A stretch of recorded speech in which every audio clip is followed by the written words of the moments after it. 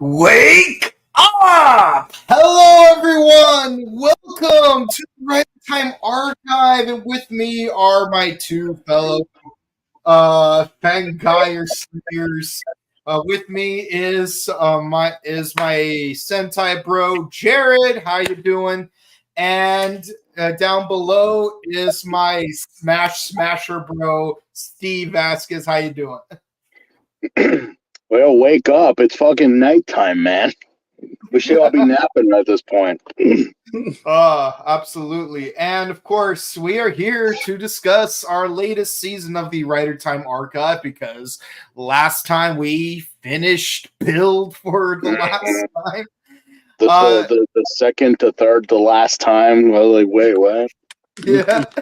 Yes, we are doing Kamen Rider Kiva episodes 1 through 4, and seemingly, we're just gonna do 4-episode increments all the way through, since there's 48 episodes in total, and that's pretty much it. There's 48 episodes in total, and we have the one movie, which is debatable whether to.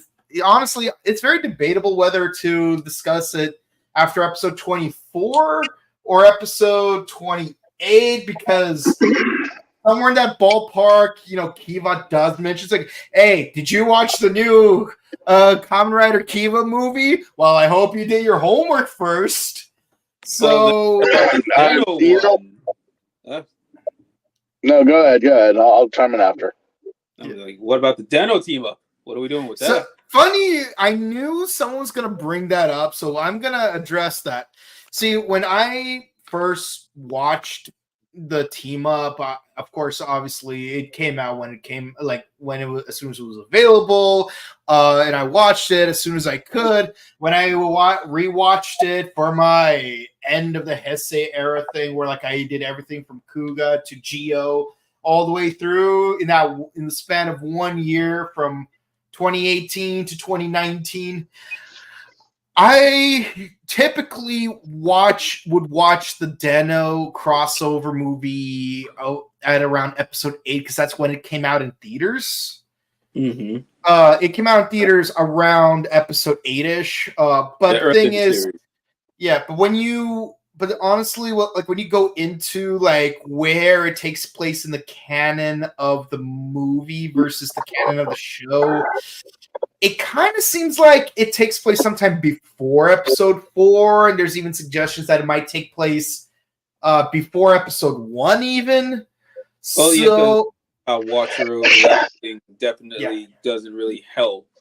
Yeah. And given how little Kiva actually shows up in the movie, I figured it's just better to just save it for Deno. Yeah, it's more of a Deno movie than it is a Kiva movie. So, like, normally when we do crossover movies, usually we would do it when the host team is being discussed. So, like, for example, like when we did Generations Final, obviously the host season was Build, so we discussed it during Build instead of, say, O's, which is probably the most involved Kamen Rider in that movie outside of Build.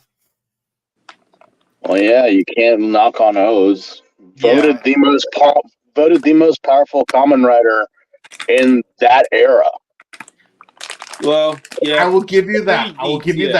Like, I didn't believe it when I heard it. I'm like, wait, O's out of everyone is like the number one powerful. It's like, yeah, like, okay, I'm not knocking it, but still, I'm like, I could probably name maybe one other that could probably be like above that. I mean, Hypertechie, like, he's got infinite lives and he could game crash reality. So, like, yeah. But honestly, I would contest anyone who says anyone's more powerful than Kabuto Hyper, because when you literally stopping time, and I mean not just slowing down to a near halt, I mean straight up stopping it. Like, doesn't Fies do that? No, Fies just speeds up. Like, he just moves fast. But unless he does that in the 20th anniversary movie, in which case, still haven't seen that 20th anniversary movie. I I pre-ordered on Toe Collectibles. It'll come out when it comes out, but until then, best of luck to me. But very likely it will not come out by the time when we get to Fies. It'd be ironic if by the time when we finish Kiva, the next series we do ends up being Fies. You know what? I know I missed out on last week for the wrap up of Build, and I wish I was there just to give my final thoughts on everything. But you read my notes. I did see the show. Yeah. And I'm no joke. When you busted out the wheel, when you broke out the wheel and you did the spin, I feel like you had that secret switch on the bottom to make it stop. Because I was like, it was kind of like right there. Because I noticed it was Kabuto and then Kiva. It was slowly starting to creep. And I'm like, Mike has got those old school Vegas buttons where he's gonna just stop. I wish. because he was not fast enough or the button was like, wait, stop, and then it goes to Kiva, and I'm like, oh my god, are you serious? We go from yes, because I'm like, you had that rigged. I know you did, because I'm like, wait. I swear, I did right there.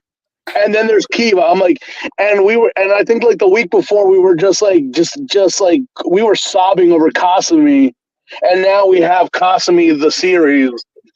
I was low key gonna be. I was ready to be excited if it did turn out to be Kabuto because.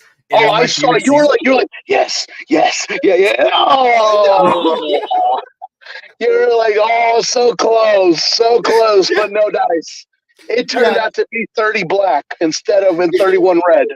Which is appropriate given what happens in one of the episodes. I said that for a reason. Akai. Kuroi. Yeah. So never play with that, people. You ain't got the money for it. But yeah, no. When I saw that, and I think I made a post on social media how oh my god, I can't stand vampires, and then this shows up, and I'm like, really? Actually, what's really funny is that this season did come out in 2008, around the same time that the movie Twilight did. Yeah, that was the thing that was a running joke that me and I think you might know him, my friend Jack, who always is Gokai Silver. Yeah, sure. He was like, if Kamen Rider was Twilight, and I was like, yeah, but I think this is a lot better romance than Twilight because absolutely. It's a man and his love for his violin. There's 4 love triangles in Jesus Christ, and every single one of them is still better than Jacob, Bella, and Edward, and all and not to throw salt, but I'm like, everyone is at least a million times more attractive than the cast of Twilight. No offense to Twilight fans out there, but I'm like, I would sit down and watch this whole show nonstop than even considering watching an hour of those movies. Well, if Robert Pattinson just out of nowhere became a Kamen Rider, I wouldn't be opposed. I didn't oppose him being Batman. I loved him as the Batman. I thought he was great. If he was a Kamen Rider, I'm like, all right. Mm-hmm. You know what's really funny is that Robert Pattinson went from being a vampire to becoming Batman, and then it got me thinking with Morbius and Batman coming out around the same time. You got Jared Leto playing a vampire, and I was thinking, how weird would it be if years later, just like Robert Pattinson, he would also become Batman?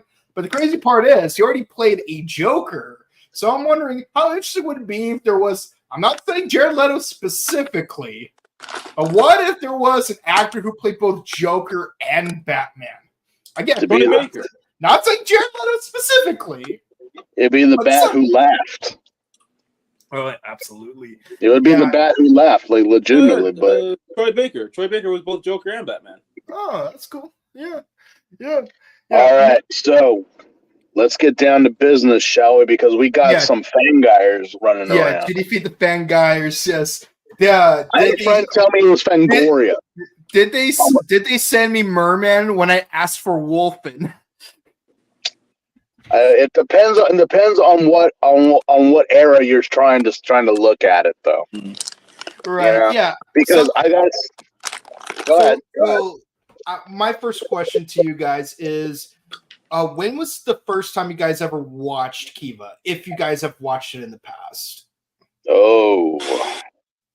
The Facebook group days where it would be in parts.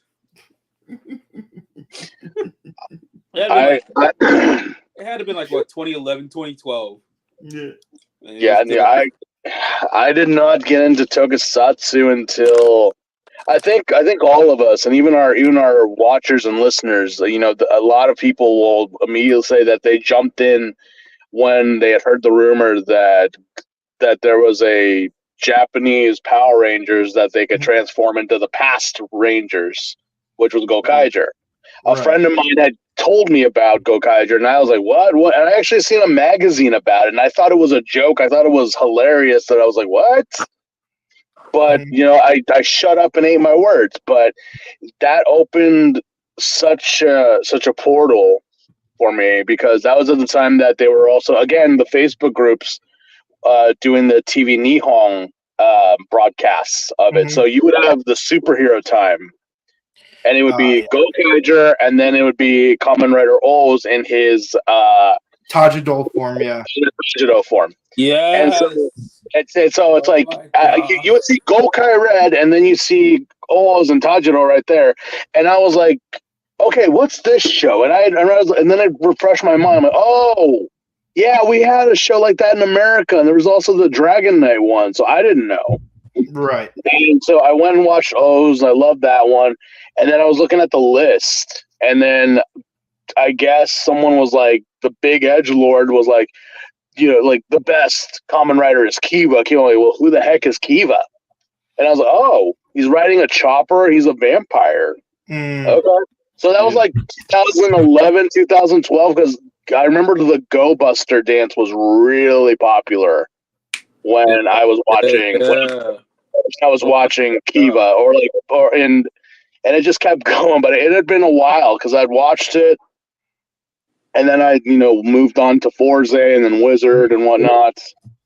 And but I've had like friends, a lot of goth people, because I've shown the figure that I have the Emperor form and his regular form, and I don't know what it is, but I'm like, of course I know what it is.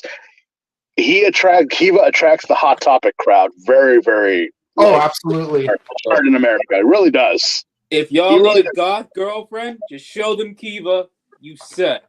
Yeah. If you have a goth girlfriend and she's like, I don't know, I don't like watching this Power Ranger stuff, let her watch Kiva, because I swear to God, you're gonna get her and get her some ice cream too when you're watching it, because I swear this is gonna be a moment. Get some Ben and Jerry's. Go get some Thrifty's ice cream. No. Get Tillamook. Like, it's way creamier. Tillamook, cookies and cream. Trust me, that's the good stuff. That's some peanut butter if you want. Ben and Jerry's Chunky Monkey or Thrifty's Black Cherry Ice Cream. Okay, I like Thrifty's. Yeah. So, that was at that time, and I don't think we've had a very goth Kamen Rider since. Like in the aesthetic that Kiva is, Closest we got was Wizard, but even then, it's like. Well, Wizard. I mean, I guess if you're looking for all those people that are like into the gems, and he's more of an alt, if you want to. Yeah. And also, like Wizard. Okay. It's like this. Kiva was goth. Wizard was emo. Like South Park reference. Where are you? I can't find my. We're not emos. We're goths. God. No. How was Haruto goth when he would go and eat sugar donuts all the time and just be like, he was more vanilla punk. I say. It's very hipster, because like even very very hipster, like punk kid, but I was like, we haven't had a real goth since Kiva. I remember making the joke about like Homer Simpson's love for donuts plus El Bundy's love for touching his crotch plus insert hipster here for fashion, and you end up with Haruto Soma because he wears hipster clothing, eats donuts, and touches his crotch all the time. That is true. Yeah. But yeah, so Kiva was a very interesting one. And I know a lot of people told me like to stay away from Kiva because the timeline is what really got to people. Like, wait a minute, what? Like, pay attention, man.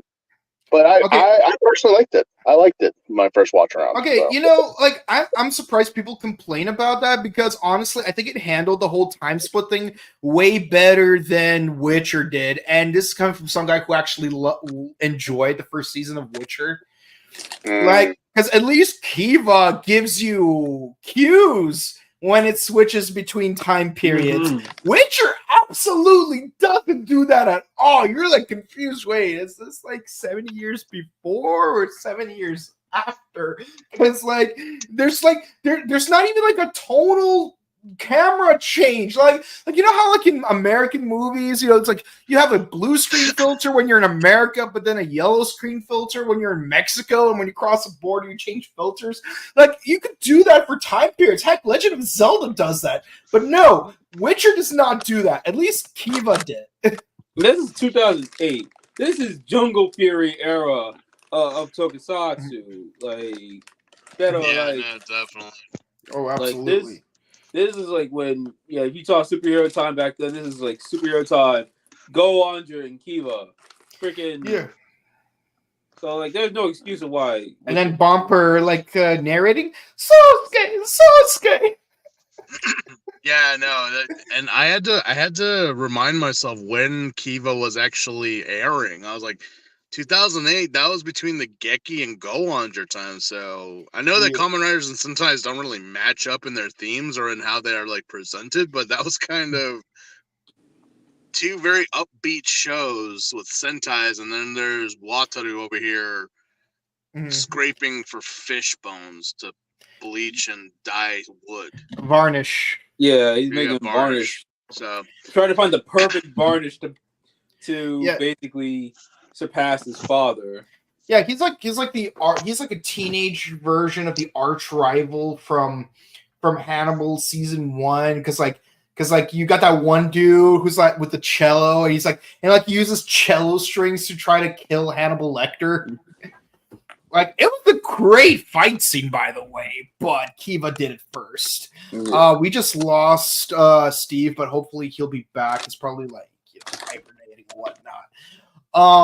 As for me, like I watched Kiva back when you could watch every season of Kamen Rider on Crunchyroll. Because there was a time when Crunchyroll did not care about licensing or piracy. So, if you cannot find your tokusatsu in 3 10-minute segments on YouTube, you'll definitely find it on Crunchyroll. And actually, like, that's how I actually started watching Crunchyroll. Like, it was halfway into Den-O, and like I started watching Den-O and bled into Kiva. But the thing is, Crunchyroll stopped showing. Crunchyroll stopped uploading Kiva episodes at around episode 8-ish. You're talking about when Crunchyroll had Tokusatsu on there? Yeah. And not just Ultraman, I mean all Tokusatsu. Yeah. No, apparently someone that I knew who said you had an inside source is that it all boiled down to watching, and since people mostly thought about Crunchyroll as anime, which again, I've said it before and I'll say it again, Tokusatsu in America is a very niche thing. It's a very niche thing. I don't think anyone's going to disagree with that. And when you have it, it's like, we have Tubi, we have, Pluto TV and Tokusatsu, but Crunchyroll, I was shocked. I was like, whoa, we got Kamen Rider, we got Ultraman here. I was watching that, but then I was kind of surprised that they took it off because it was all boiled down to numbers and viewing. Yeah, I knew about the which is Ultraman, weird because I did not know. And the thing is, they didn't just have Tokusatsu on Crunchyroll. They had like other Japanese dramas. They even had a Japanese dub of High School Musical 2, believe it or not. Yeah, they did. Yeah. They even had the live action Goku-sen drama. I'm like, woo! Yeah, no, but apparently not a lot of people were watching because they rather watch the anime. And I'm like, I get it, but at the same time, I'm like, well, it's nice. But why get rid of the niche content? Just put more emphasis. It all boils down to numbers. Not Mike. Not to mention, like, remember how Crunchyroll used to be? Not Crunchyroll bought by Sony. Like not right now. Crunchyroll Sony right now. Sony ruined anime. Crunchyroll was making some pretty like BS decisions when they were doing their thing, not paying their people, but decorating the offices to make it look like some type of Japanese background or whatever. I'm like, I mean, they were. So it's like, do I support Crunchyroll? Kinda. But I'm not like a huge supporter of their decisions because they got rid of our Tokusatsu, which that could have been an opening to new fans. Oh, absolutely. But that happened. But let us talk about our boy Wataru, who is played by Kyoji Sato, and also our boy Kazumi boy is here, but a younger version of Kazumi. Which is ironic because he plays an older character. Yeah. But he don't age. No. I will say this: he looks older in this series than he did in Build. That's what I'm saying. It's this Asian genes that they have. It's like they reverse age. It's like when you told me that was Toya, I was like, no, that's not. I had to look at him like dead in the face. I'm like, I had to wait, no. And it's like, yeah. I'm like, so how come he looks like he's 32 here, but in Build he looks like he's 21, 22.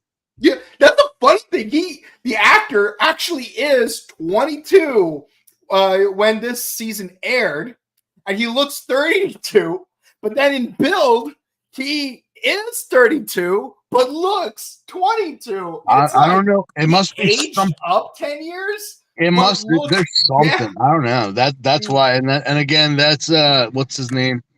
Yohei Takada is Toya, is Kazumi boy. So we got him. We got double the Kazumi here, and holy crap! It's like Kazumi and Toya are like the same exact person. Are we sure they're not the same person?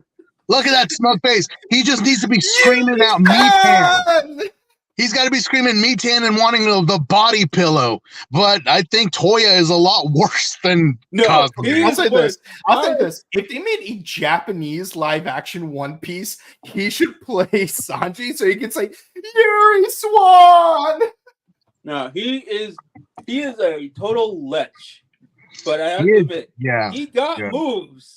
He got moves. Let us not doubt his swagger, but god damn it, man, tone it down. I'm like, I'm like, there's a time and place where I'm like, some fools deserve to be neutered, and this guy definitely does. These are the type of stuff you cannot write in today's Kamen Rider. Yeah, no, that's for sure. And yes, so since we're on the subject, it is kind of funny how we went from Amazons to Build, where we had Banjo as the common actor in both series. And then we went from Build to Kiva with Kazumi / Otoya as the common character. Kyohei. Yeah. We're doing it in pairs, apparently. Yeah, so and again, I have no control over the wheel. Bullshit. But it'd be hilarious if the next series we get will be Hibiki, just because Jiro from Kiva also played Zanki in Hibiki. And then we go from Hibiki to Deno. because we got Sakurai. And then from Deno to Agito because what's her name? Not Irie, but what's her name? Natsumi or whatever her name was.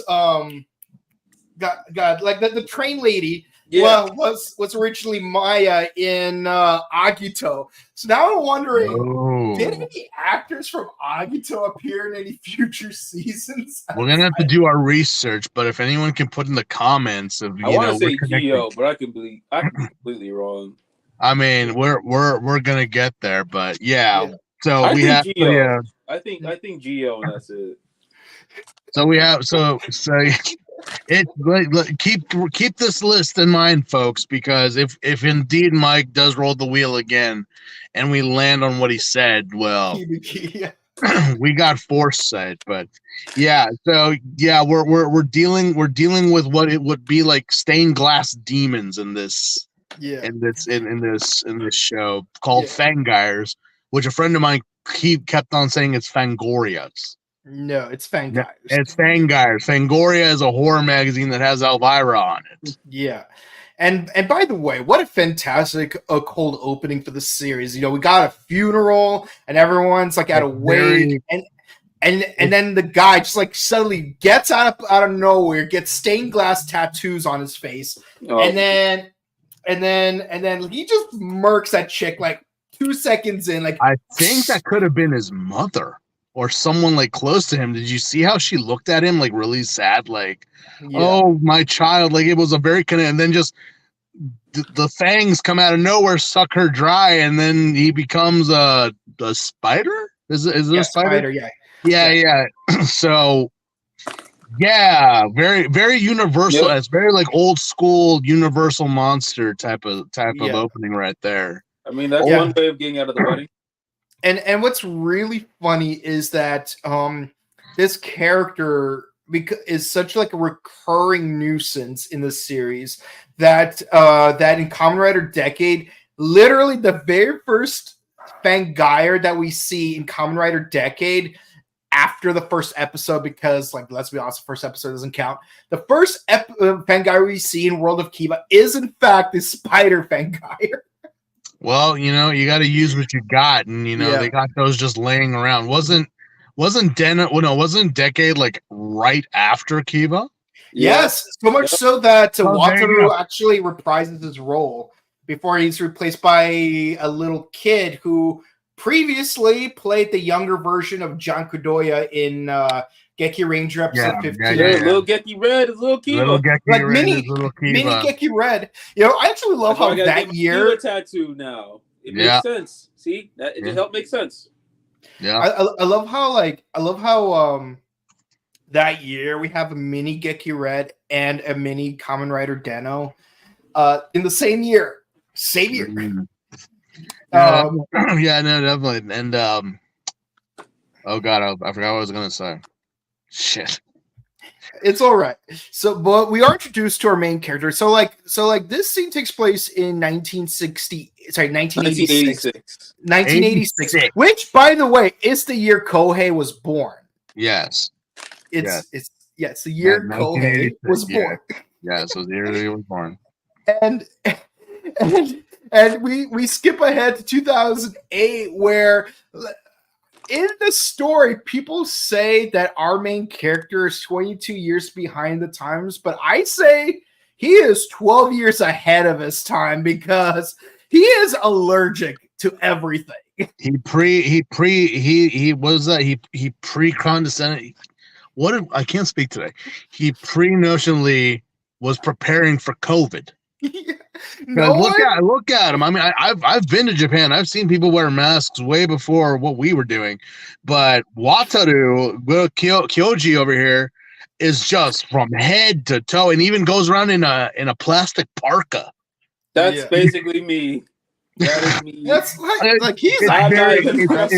Oh my! We can make so many stereotypical allergic kid jokes, or maybe like, oh jeez. No, I do that for work. I'm just like covered head to toe. So Wataru, I didn't know it until now. I'm like, oh, I'm inspired by Wataru to just protect myself from all you sickly people. Yeah, definitely. Yeah. No, it's like when COVID happened, it was like now we can all cosplay as Wataru Kurenai. Yeah, definitely. Now it's federal mandate for everyone to cosplay as Wataru. It's crazy how we got to that scene of the picture you showed, because Apparently, since Watcher was trying to make varnish, he had all these people in front of his house. Yeah, these people are just they're mad because of the smell. Like something must be dying in there because they're just like, oh my god, what is that smell? Why don't you mind your business, Oba-chan? Yeah, like lost. Like, look at all these Karens. Look at all these Asian Karens. Karens. Karens. Karen. Yeah, there you go. Like they're all just like, oh my god, and like, oh, we forgot to mention my girl. We forgot to mention Natsuki. No, not. Is it Natsuki? Natsuki is like the childhood friend, while Megumi is yeah. Because I call her Shizuka. Oh I think that is her name. Shizuka. Shizuka. Yeah. I no joke. I know that I said that I saw this back in like 2011. I fell in love with Shizuka when I saw her. Yeah. And I thought I was like, dude, it's so wrong because like in this show, I found out she was actually 14 when she did this show. But then I'm like, yeah, it was very, very like, oh god. But then it's like, yeah, she's like 32 now. So like, yeah, no, she's grown, still looks the same, still love her, but I was just like, I don't know why, but this was like my Kamen Rider waifu right there for the longest time. I don't know why. Mm-hmm. But still, I'm like, have you seen her recently? Have you seen Rina Kyoke? Like she is like web search, Google it right now. It's like, oh yeah. I mean, I'm more of a Maya guy. I will say, and we'll get into her when we get to her. Yeah, Megumin is pretty cute too. Megumi is very cute too. But yeah, so she's like, yeah, explaining to everyone that like he's allergic to the world. I'm like, yeah, that's pretty much the entire Gen Z right there. Yeah. So I'm like, I'm allergic to the world. Except he doesn't have TikTok to confide in. Instead, he makes violins. Which honestly, he would be up there with what's her name who does the violin? Very popular TikTok and YouTube star. I have no idea. I don't do TikTok. No, but it was before like YouTube. It was like Lindsay Sterling. There you go. I was like, why wasn't that? Yeah. Why was I not remembering her name? Yeah. But I would say like making violins is way cooler than making TikToks because like you need all this craftsmanship and stuff. And like you could argue, well, you could make TikToks of yourself making violins, but the thing is, TikTok doesn't exist at the time. So if I had to have one or the other, the only TikTok we had was a clock, but that clock has a bat sleeping in it for some reason. That's true. Yeah, and one thing I appreciate. And one thing I appreciate about Kiva is not only does he have extensive knowledge of the history of violins, but he's also particularly fond of paintings from this one very specific artist because the way the character draws women, they would have long necks in the pictures. Yeah, and our boy Kivat, who is the henshin device for this show, is super excited to see these drawings, like a young boy finding his daddy's Playboy for the first time. Yeah. So I'll have to say this: if one were to argue that I have a neck kink, I would have to blame Kamen Rider Kiva for that kink. So damn. Okay, there it is. There it is. There, he said it. He said it. Yeah, you just dishonored Zuko, who's like right behind you. He's seeing what you just saw. Yeah. But yeah, so in the other Fangaiers are a thing. They look like stained glass monsters. They're basically vampires. And meanwhile, going back to 1986, they're doing an investigation of some dude whose secretaries keep missing, and turns out there's a reason. He's a freaking Fangaier. He's a horse. Yeah. And let's be honestly, the only time a horse character ever looked attractive was in Kamen Rider 5s, but we'll get to that when we get to that. May you rest in peace, Yuji. But yeah, no, I love the whole stained glass tattoo thing they have going on.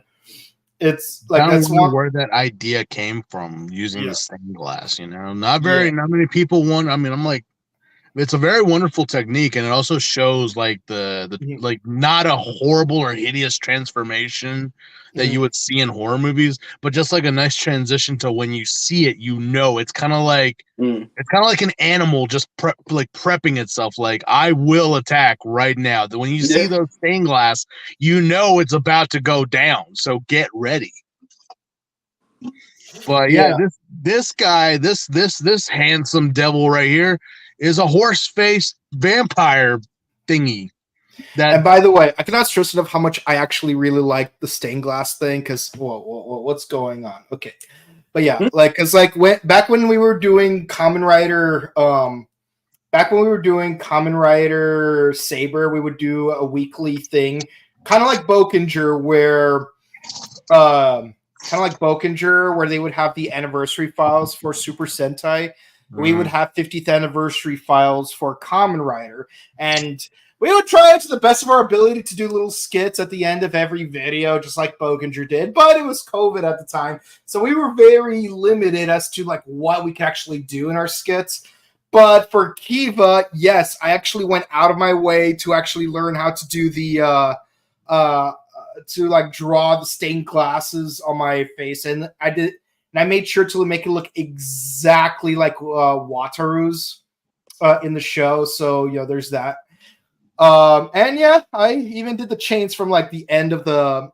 I did the chain thing from like the end of every episode. So good times. Good times. Yeah. No, it took me like half an hour to get those tattoos right. So props to like whoever was in charge of doing this. And I know they probably use superior. It was all CG. Yeah, I know they use CG, but props to the people who made it. And of course, right as he's about to eat his secretary, because no joke, honey. If you're driving a handsome young man and he tells you to pull into a seedy alleyway to get a drink, I'm like, them's red flags all over the place. But before he could sink his fangs into her, we have a mysterious person on a motorcycle. Yes, and of course, yeah. So the vampire hunter that we see at the start of the episode, her name is Yuri. She's a Vanguard hunter, and she tries to go after this guy, but then turns out the dude wasn't alone, so she gets chased by a bunch of guards. So she pulls a Winter Soldier where like they're in the shopping mall. Yeah. And unfortunately, out of all the guys she could have pulled a Winter Soldier on, it ends up being the other main protagonist of the series. The sleaziest dude in Kamen Rider. It turns out to be Toya, the fucking lech. Yeah. Toya Kurenai. Yeah. Back when he was 32, played by a 22-year-old. No joke. Look at that face. He looks a lot older than he is. I'm like, Kazumi. I don't know. Maybe he went out for a jog or something. He looked a lot more thinner. And yeah. Maybe he got that book from Billy and Mandy, where it's like how to add years with good health. Yeah. Oh my god. And so it wasn't this one. Yuri goes running off because obviously she has to go find the damn thing. Mm-hmm. And then we cut back to the future. Yeah. So because the dude got away, asshole, he's still lurking around, and he goes after this other girl, Megumi, who, spoiler alert, is Yuri's daughter. Yeah. Now again, it's been a while since I've seen it because I was wait, how are they? Who? What? But I'm like, okay. But he changed his face though. It's a different actor. Yeah. Totally different actor. So I was like, oh, okay. Yeah. So now instead of having a whip sword, Megumi has that little winged gun thing. Very cute. Very dragonfly-esque kind of. Yeah. What is that? What is that? Although she has that nice little grappling hook attachment that actually saved her life when she was fighting this thing. Yeah, but yeah, with those little wing things, I'm like, Daisuke called. He wants the Zector back. I was about to say, like, wasn't there in Kabuto a Dragonfly one that had that gun? Yeah. Yep. I was like, that's okay, all right, but I mean, I think his gun was a lot longer and bigger than hers. Oh, I yeah, don't know absolutely. why it comes these little. I don't see the purpose of why they It's open the compact version. You know, gotta take it on plane somehow. It's like he had the DX version. She has the mini plot version. She went to the gachapon machine and just got it from there. But luckily, she knows how to use it because she shoots the Fangire and actually fights him. But again, gets thrown off, and we're thinking, oh no, Megumi's about to bite it till she pulls a Spider-Man or a all Batman. her bombs up are against her. Yeah. And then as the fight is going on, we see Wataru just randomly show up. I'm like, I thought you had to be covered to be outside, Wataru. But he's just like, nope, gonna do it. And Kiva just comes behind him. Yeah, no. He's like Arthur Fleck, where it's like, that psychological disorder I had. Turns out I never had it to begin with. Yeah. Also, I don't know why, but someone was telling me, and I cannot stop now with this. Someone was telling me what Kivat, love my boy Kivat. Someone said to me, he sounds like a Japanese Peter Lorre. You know, he's like, and now I can't. Every time I hear Kivat talk, I just can't help but to think he sounds like a sadistic Peter Lorre, but with a Japanese accent. You know, it's, by the way, the voice actor for Kiva the Third was actually one of the voice actors who do the Japanese dub for Dragon Knight. Can't remember. Yeah. I heard about that. Yeah. No, at the end of the day, Ren Akiyama is the only actor to play himself. So, well, we continue on. They transform in a very badass way. You know, it's like this is possibly. This is like I think Kiva was the one. Like, obviously, I might be wrong. This was a first of a sentient tension device. I need a moment to think about that. I mean, for Kamen Rider, Kamen Riders. For like, Kamen Rider, yes. This was the first time that a henshin device is actually sentient, and is speaking and communicating with the rider before they transform together. Yep. So I was like, okay, big thing right there. This is the first sentient, because from here we got drives. I've not seen drive, but of course I know that people say that belt communicates. Mr. because you have like a human mind uploaded into. Yeah, so this was like Kivat was the first one to come in. Yeah, with that type of like, and how he kind of refers to like their transformation is just like, let's Kiva, like not transform, not a henshin. It's just like, let's just become Kiva. Yeah.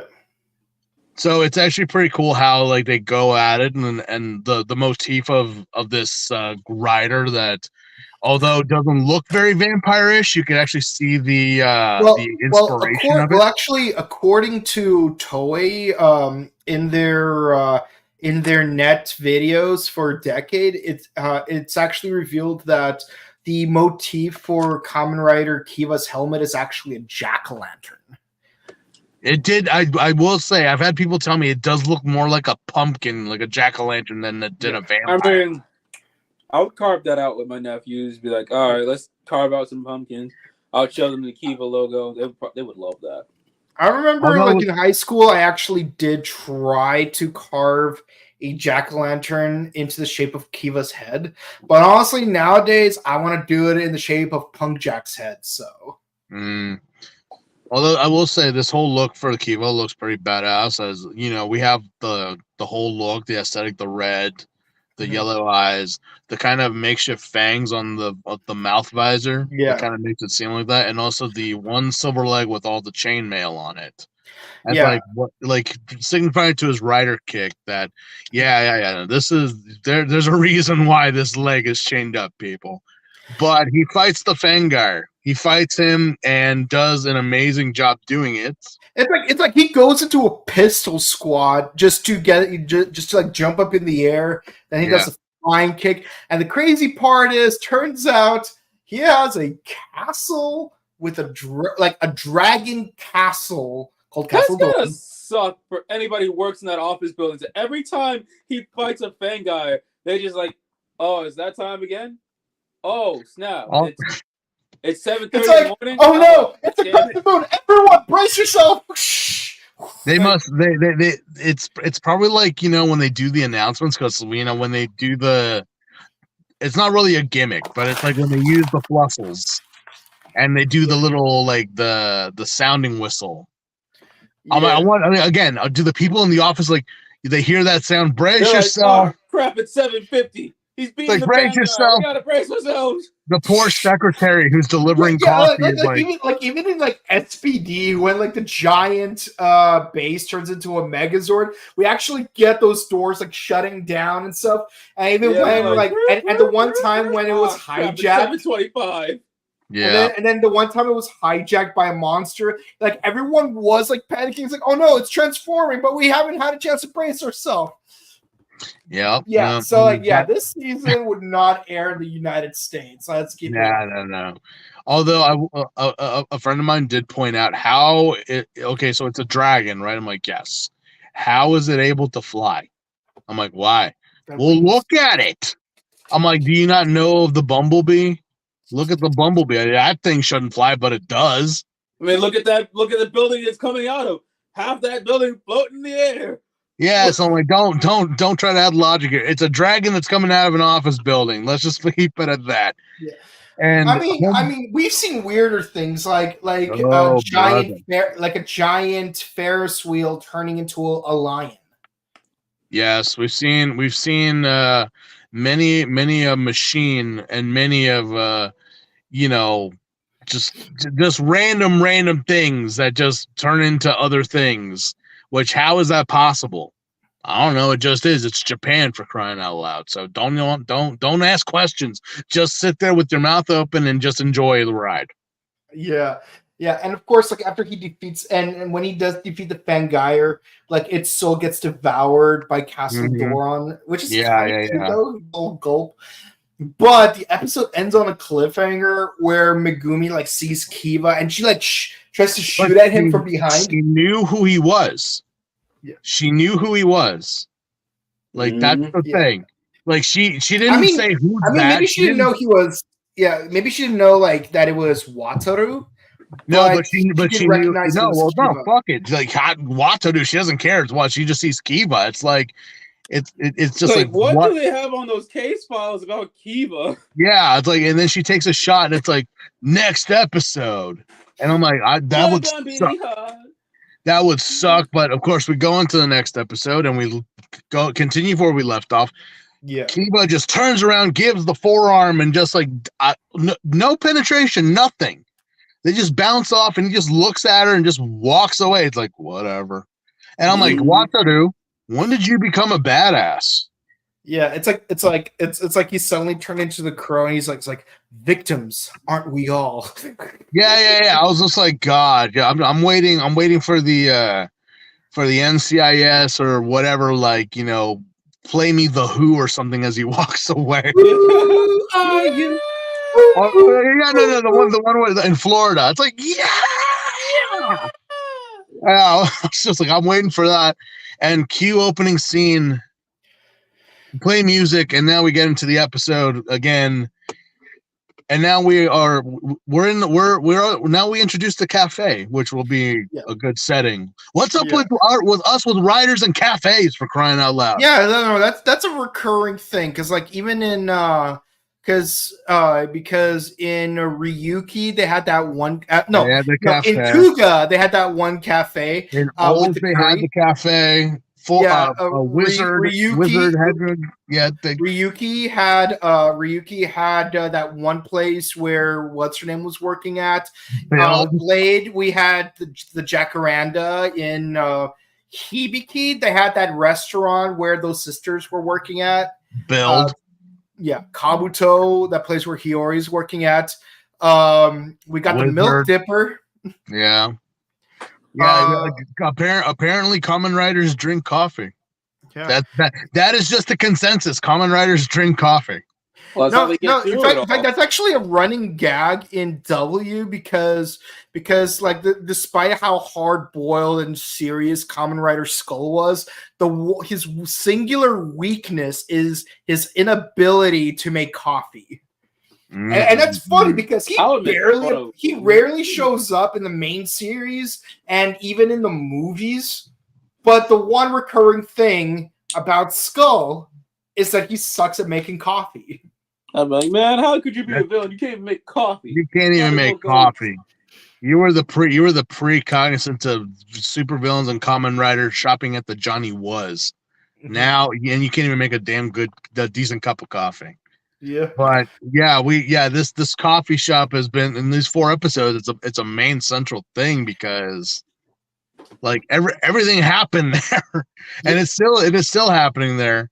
So there's 2 characters that actually keep recurring in both time periods, and that is one, the coffee shop owner and who was there both in 86 and 08, and of course the other being the head of the Aozora organization or the Blue Sky organization, depending on.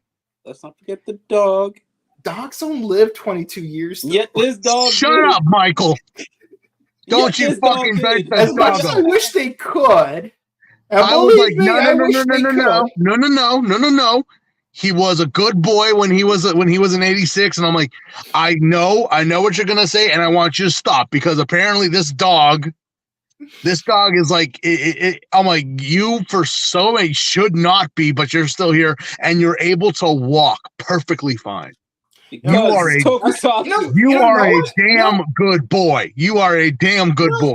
You know what I find really interesting is that in all of vampiric literature, don't tell me the dog's a vampire. Like, we've never seen a vampire try to turn other animals besides humans, except for that one time in My Friend is a Vampire, where they turn a bunch of cows into vampires. But I'm thinking, you've got Duckula. But so, like, I'm wondering how cool it would be if you turned a dog into a vampire just so that the dog would live forever. Well, I don't know, because dogs are more into the Lupin family, and you know how vampires and wolves get along. I mean, Dracula can turn into a wolf, though. I know, but again, not a werewolf. I mean, like a full. I know, full-on wolf. I know, that's in the lore, and it can turn into other things too. But I mean, try to tell that to a vampire kid nowadays. They don't read. Yeah. It's like they don't know more. I remember when in high school, and this was like just a bit after Kiva ended. Like at our high school, what's called the drama department, who I was not on good terms with, by the way, until recently. The drama department, like they're like, you know how they do like 2 plays a year. It's like usually 1 actual play, 1 musical. So they're gonna do Dracula, like Bram Stoker's Dracula, which I'm hyped for. I like Dracula, but and of course, like this one dude like played Renfield. He's like the only person in the drama department that I've forgiven, but I digress. So like I was like dating this one girl, and I'm like, hey hun, like you wanna go see the Dracula plays? Like, it's like the what? Dracula. It's like what's that? And I'm like, that play about the vampire. And she's like, oh, like Twilight. I'm like, okay, we're done. Nah, we're done. Wow. We're done. No. We're done. Like, I'm sorry, but like, if you're gonna say that Dracula is like Twilight in any capacity, whether it's the character or the book or the movie, no, we're done. But we're done. I mean, if you said like Kiva, I think if she had said like Underworld, I think that might have been a pass. Even then, like, I mean, like legitimately. I mean, that's the thing with with Kiva is that again, very vampiric lore, but not so much. So we can't really compare it to the lores of old. Yeah, but regardless, to say like Twilight, I'm like, okay, we're done. Yeah, and just like the combo, we're done and we're going back to talking about the dog. Yeah. Let's talk about the dog. That apparently Yuri is very afraid of the dog. Which actually leads to some interesting developments down the line. Oh yeah. Oh yeah. We'll get to them. We'll get to them eventually, folks. Stay tuned. We're gonna get to them. You know what? I'll even just spoil it right now. Ever since I first watched Kiva, for 10+ years, I've wanted a Siberian Husky and just name it Jiro because of this show. See, you know what? Honestly, if I did, I mean, I would too. I would too because it fits. It totally fits. Yeah. It totally fits, but yeah, no, you know, Yuri over here is just so she can't even give the dog food, even if it's a puppy. Just like nope, can't do it for some reason. Yeah, and you know, and I know that all of us guys who have even set foot in the East Blue know that we all love a good boy. Yeah, we do. Yeah, we do. East Blue represent. So continuing on. Right. Yeah. So the main thing that we encounter for this entire first arc of the series is consequences. Like things that happen in 1986 will have consequences in 2008. So one very specific example, which is the main thread of episode 2, is Wataru has to is commissioned to fix this one violin, which has a gaping hole in the middle. But as it turns out, the reason it has a gaping hole in it is because his dad fought a Fangire who was a violinist, and it just so happens that Yuri smashed a hole through her violin. Now, I love how they misled in this episode that they said like, oh, the Fangire is strictly attacking female violinists. So they send Yuri to go be the bodyguard to one of the most famous, like the best female violinists. Not only to realize that who you're protecting is who you're supposed to kill. Yeah. But also, it turns out that Otoya is her violin tutor. What a crazy coincidence! You are just everywhere. Great. I'm the man of your fate. Yes, yeah. Just pull it back, Toya. Pull it back. Yeah, but at the end of the day, it is revealed in 2008 that like after Wataru fixed her violin, turns out she was an octopus Fangire all along. She kicks Megumi's butt, but Wataru has his motorcycle, and but we forgot to mention that how Wataru fixed the violin.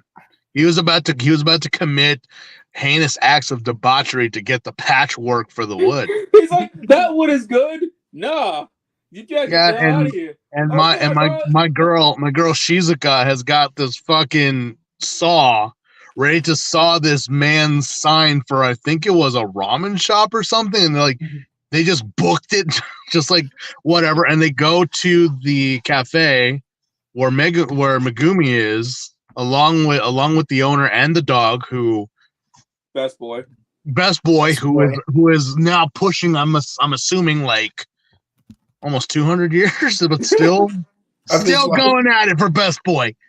You know, and it's just like, yeah, and Shizuku goes on and says like, I'm his mother. I am Wataru's mother. I'm like, girl, please. She's not completely wrong. She's not wrong there, but I'm like, girl, please.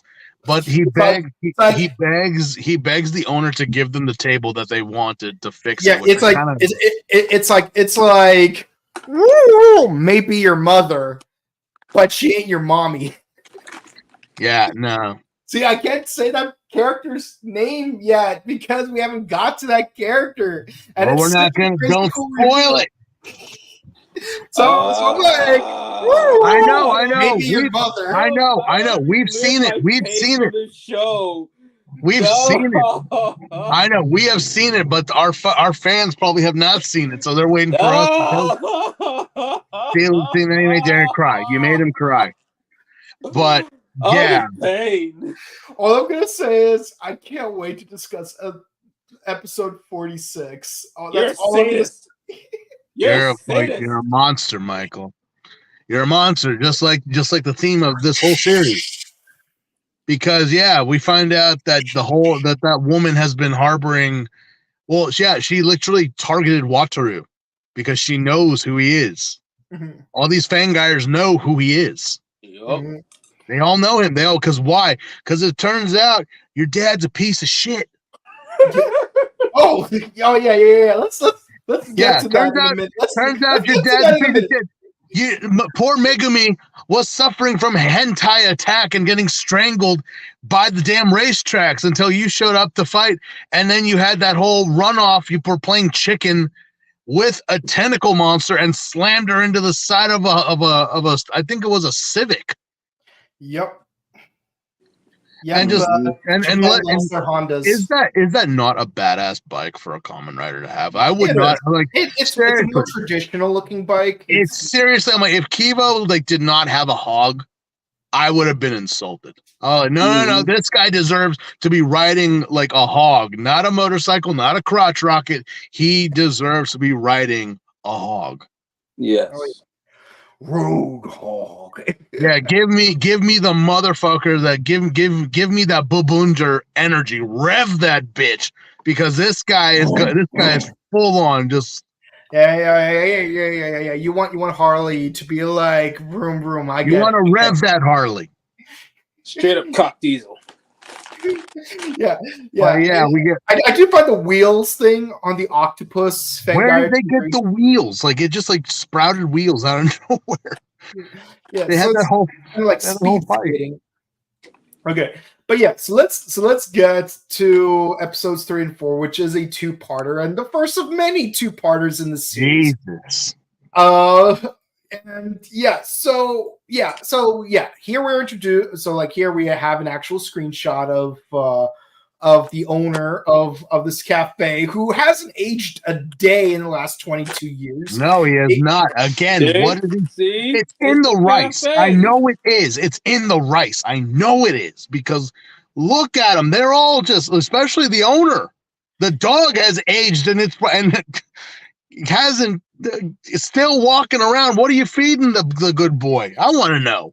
Yeah, and that dog is moving like he's so spry. He looks old. And later on throughout the series, we do find out that the head of Aozora and the coffee shop owner, they do have this competition with each other over who has a lower body fat percentage. Yeah. And this will tie into a later episode, which we're not going to go into. Dang, so many things tie into later episodes. But why. That's good storytelling. That's good storytelling right there. Yeah.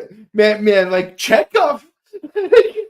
Like you can always talk about Chekhov's gun, but no, this show, just the first episode, just the first 4 episodes, it's not just a Chekhov's gun, it's Chekhov's back shed. Yeah, Chekhov's got an entire shed with just the first 4 episodes. The first 4 episodes, I will tell anyone if you're gonna watch Kiva. They are entertaining, but the first 4 episodes are kind of I know you want to focus on the Kamen Rider itself, and this is all gonna come together. But it is kind of slow, these 4 episodes. Yeah. It is rather slow. It is rather slow because instead of building up Wataru as who he is and what he does, we get his interests, we get how he interacts with people and whatnot, especially when it comes down to his relationship with Shizuku and Megumi, how he interacts with them. Oh, wait, we forgot to mention there was another character that was introduced in this show, in these episodes before, Nago. Yep. Yeah, we're about to get to him. We're getting to him, but yeah, so like just how Wataru is, we're not getting there yet. We haven't got to Wataru like focused episodes yet because we're focusing on his father right now because it turns out in these 2-part episodes, a lawyer comes present, the most she's like villain. he's like I have a class action lawsuit against your father. Action lawsuit. It's the Me Too movement. So you know the that meme where a dude is like walking with his girlfriend and he's checking out this other girl. Well, imagine having they literally did that. Layers to that. Like, oh my god, but God damn it, Kazumi. Why do I? No, it's Toya. Why do I keep saying Kazumi? I know it's the same person, but at least Kazumi had one love. One girl, like, oh, you are such a goddess. Kazumi had one love. It's like a documentary for Zamunda where it's like first King Joffrey fed my father to a lion. Then he killed the lion. Then he were the lion. Who does that? So it's like this. Otoya beats up a mafioso to hook up with his girlfriend, and then right before they're about to walk off, he dumps her for this chick. Ladies and gentlemen, put a pin into this chick that he has his arm around. Put a pin in that girl right now because she's going to be somewhat important towards the end. But as he walks away with her, here comes Yuri out of nowhere with her fabulous 80s hairstyle. I swear to God, those bangs. Those bangs. With baggy business suit. This is why don't we bring back that 80s hairstyle just for a bit? Just to let it lead into the Rachel. Just to be like, yeah, we had with me. Yeah. City Pop has has come back. Let's bring back the 80s hairstyle. Why not? There's no joke. But almost as quickly, Otoya gets attacked by a moth fangire from out of nowhere. I wonder. It's got to be the mafioso. Yeah, it's got to be the mafioso. Yeah. Look how menacing he looks in the screenshot. Like, he's been waiting for the opportunity to get back. I don't think there's an actual person underneath all that purple. I think they just gotta put a dummy in there or something because he looks relatively flat.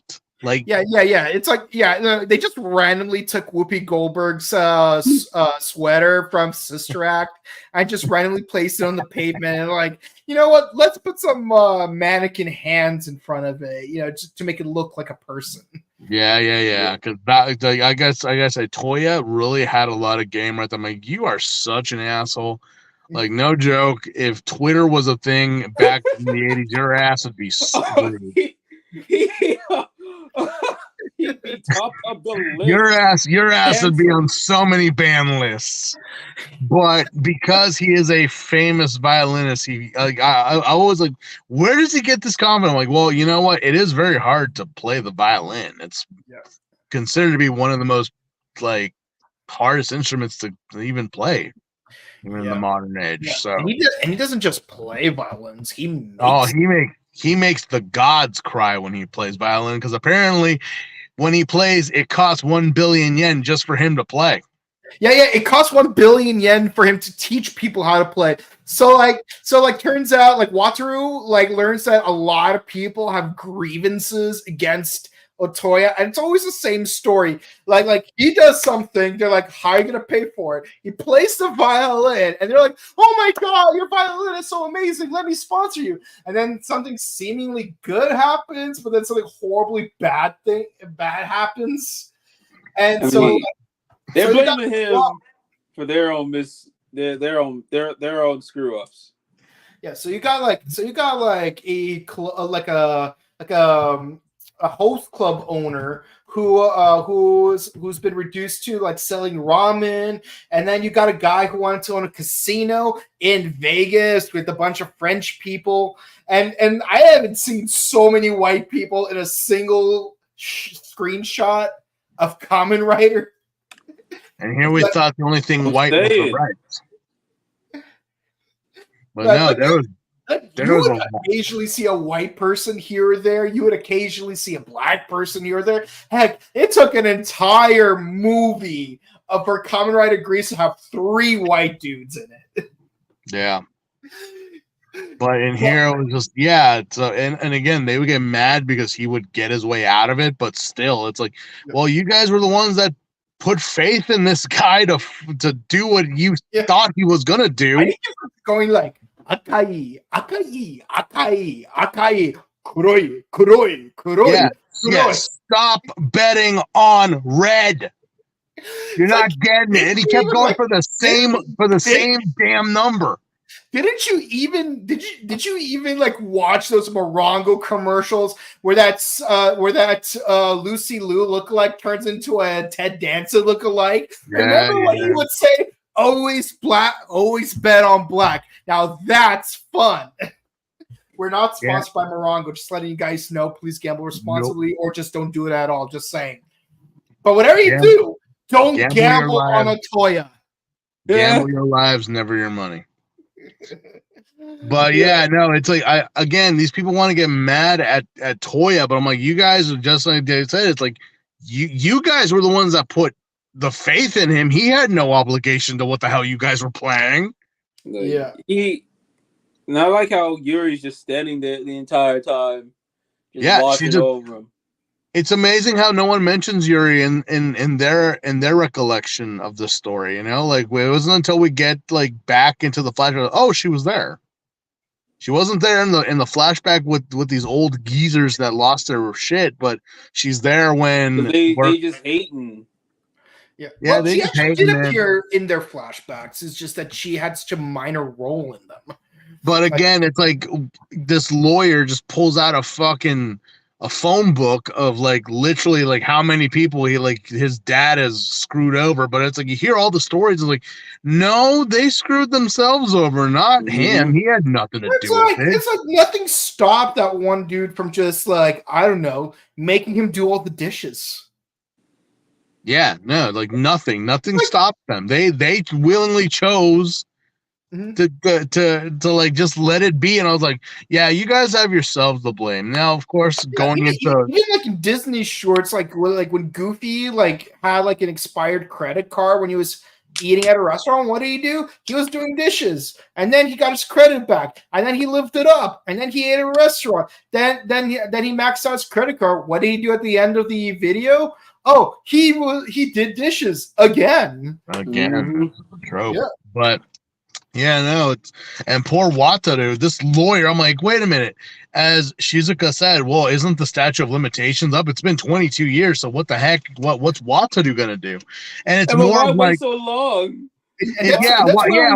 Why? Especially like, so what's he supposed to do? Oh, he's supposed to go to every person and just grovel and just try to atone for what he did. How do you do that?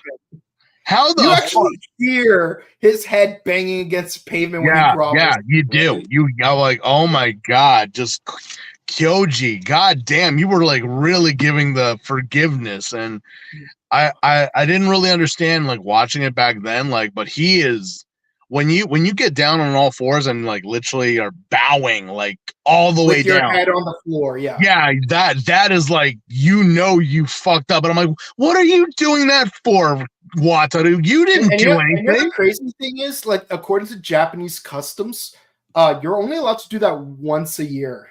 Yeah, once a year. That means you do that with the like, oh my god, I really fucked up. Yeah, like, it's like, and it's not like, oh, you do this once a year per person. I mean, literally only do it once. Yeah, you're allowed only one major fuck up a year, if anything. They don't roll over. And even then, you have to make a nice hefty payment if you want to keep all 5 of your fingers. Yeah, depending on who you're messing with, but.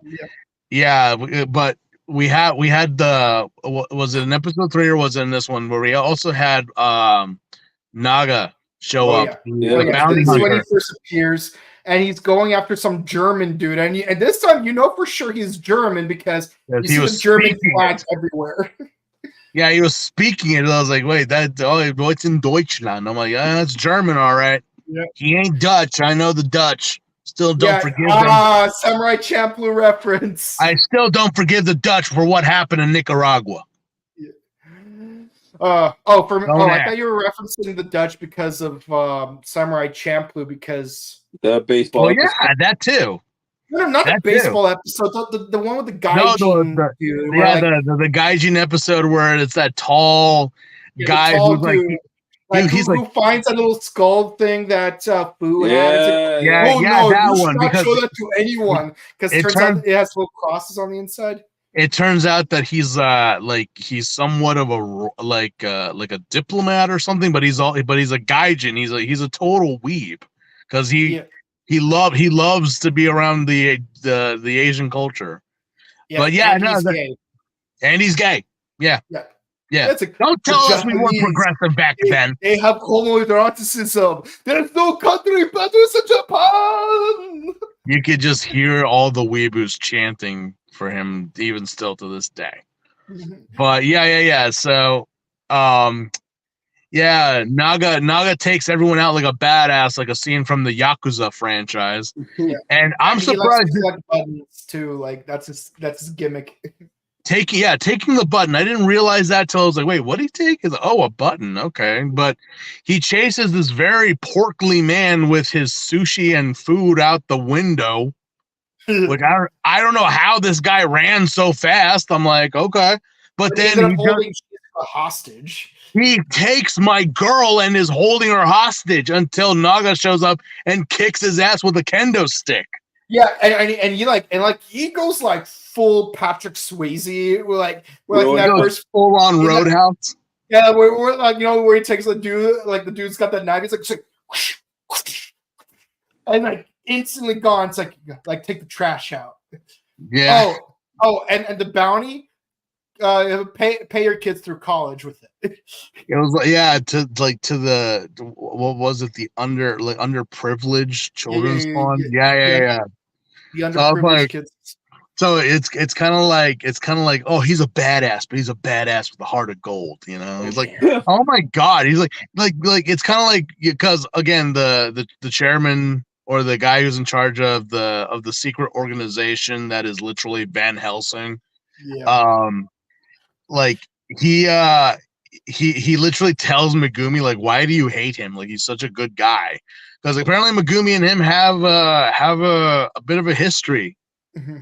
But it's kind of like, how can you hate him, Megumi? Oh, he's such a dick. Look at his face. He's all gruff and mean and everything. Yeah, well, that gruff, mean asshole has put 50 kids through college.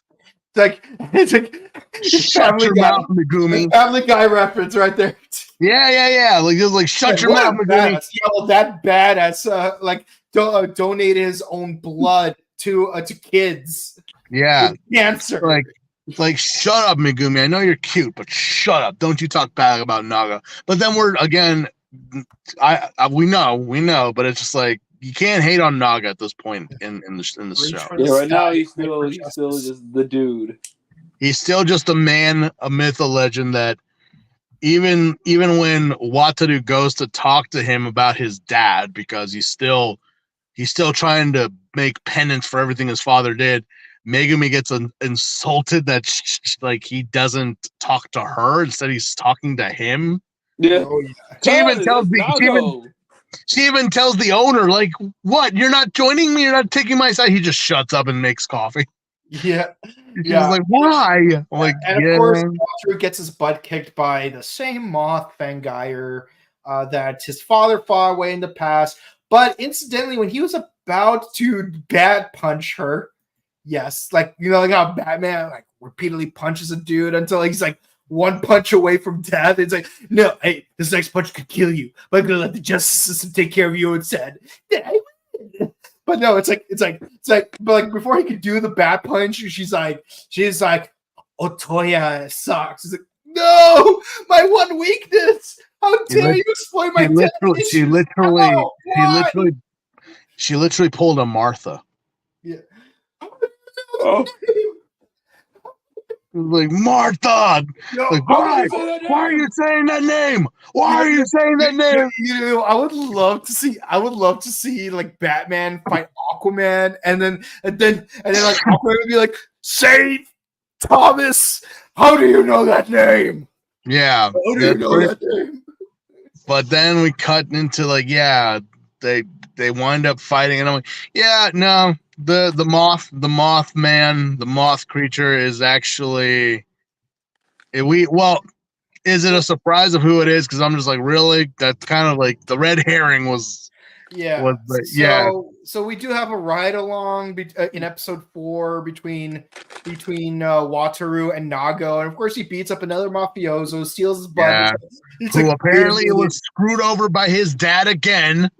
It's like, no. And of course, so Wataru is like, you know what, I'm gonna do slave labor to atone. And like even like the ramen dude's like, I appreciate that you're trying to like do my job for me to atone for your dad. I'm still not gonna forgive him though. You're a good kid, but I'm not gonna forgive your dad. Well, again, what would Wataru be able to do? Like what? I mean, your dad did what he did, and it's like these guys have no right to fucking hassle you or do anything, but as they are like being like, no, we like the kid. We don't want him to suffer.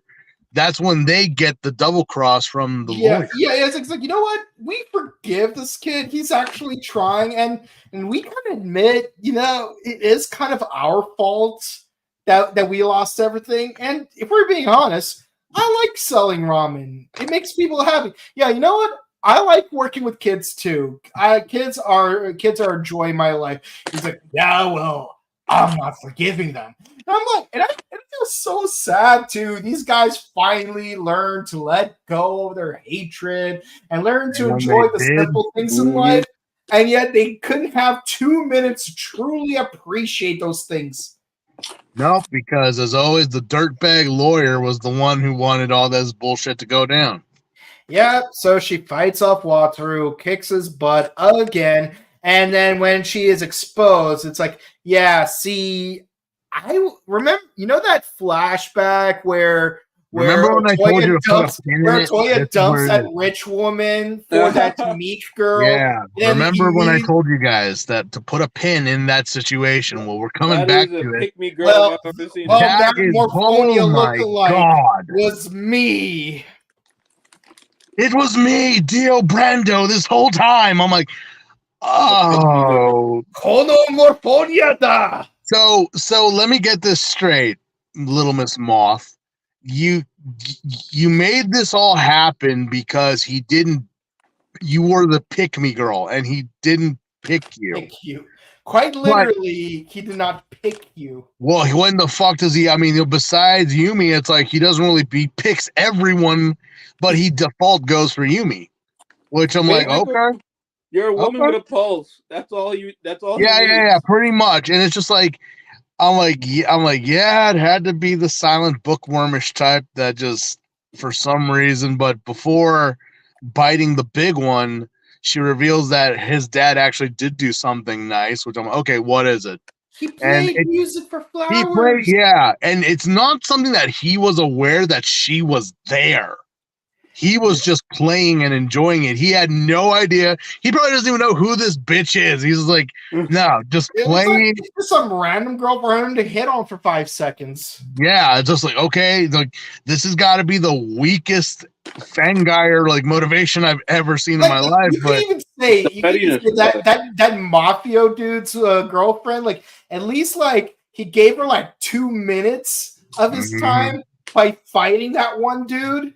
Really because this girl, she didn't get 30 seconds. Where's my 2 minutes of being a Toya's girlfriend? That's the thing. It's like, you know, I mean, for all of it would have seemed that the mafioso or even the mobster's wife would have been the fangire. But it's like, no, this random girl in all plaid with these big red glasses who's kind of stereotypical dorky was the one that she was just there for less than 10 seconds, and then it's like, and it's like, so wait, I mean, well, again, we're gonna get to it when we get to it, but it's like, so wait, she became a demon because he didn't pick her? Technically, yeah, or she already was one. I mean, you know, again, no spoilers. The problem is, if she already was one, then she's gonna have other problems on her hands when we get to those problems in about a month from now. yeah. But before she bit the big one and getting chomped down, like all these monsters are getting. I mean, that's probably got to be one of the most badass like rider kicks I've seen. Other than the fact when they do the wake up and it's like kind of like chomping on them. If you know what I'm talking about. Oh yeah. But it's like get slammed and then you get like the marking of Kiva and then you get eaten by a dragon for some reason. Yeah. But but again, it's crazy how, though this is just for me, in that episode where they fought the first Fangire, that he was able to make a sword out of his own skin. This was also the time with this moth we introduced a transformation for Kiva, which was the Garu Saber. Yeah. So using one of the other wrestlers he's had, he's able to, like, I don't know, there's 3 mysterious people in a certain room who we don't know right away, but it turns out to be inside the castle. And one of them is Kamen Rider Zanki. Zanki, what are you doing here? Oh yeah, I'm here to kick ass and chew bubble gum, and I'm all out of chewing gum. Yeah. You know what? He is a man who loves his cup of coffee too, as we'll find out. And playing chess. He is also a card-carrying member. Yeah, and it just so happens that he's probably not a fan of using rooks in a game of chess, as we're going to find out in a later episode. Can we say who he is actually, or what he's referencing to, or are we going into spoilers with that? All right, so yes, this dude is a werewolf. Like how Fangires are basically vampires, this dude is basically a werewolf. And by invoking him, Kiva becomes Kamen Rider Kiva, Garu Saber. He literally becomes a wolf. Yeah, pretty much. Because does that not look like Gabumon? Like it's the Gabumon sword. Yeah. It's even got the blue pelt and the long yellow horn. It's Gabumon. It's got the chains. It's Gabumon right there. It's where Garurumon. Yeah, there you go. And also he acts more feral in this form because he's out now down on all fours. He puts the blade in his mouth, which why do you put the blade in your mouth? What are you trying to do? I love how like his visor mouth actually opens up very briefly when he puts it in there. Yeah. And Zoro.